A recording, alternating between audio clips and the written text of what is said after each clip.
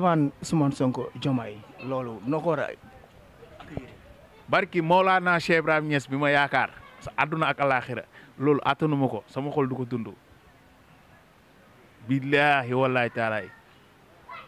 saa yi li nga may wax nii su ma ko gisee dafay mel ni keroog bi sama taaw juddoo bànneex bi ma am moom lañ may delloo si waatal nii barki Cheikhou Tidiane Chérif. ay ndaw bés bu rëy loolu niñ ko yàkkamtee sax ëpp na loolu moom yàlla bu sunu bakken rot rek te gisuñu loolu moom niñ ko yàkkamtee ëpp na sama xol baa ngi sedd guy. loolu benn la Sénégal fu mu romb ngeen dootu fa romb mooy laas maa la wax loolu Ousmane Sonko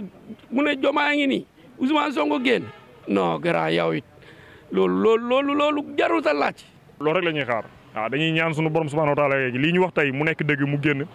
bu dalloo mu ñëw moog Diomaye ñu ànd ñoom ñaar ci caravane loolu moom dara du ko fay. ñu ngi leen di xaar bu ñu ñëwee rek ñu teeru leen yóbbu leen ndogu ñu ndogu ba suur ànd ak ñoom def caravane bu neex bu saf-saf.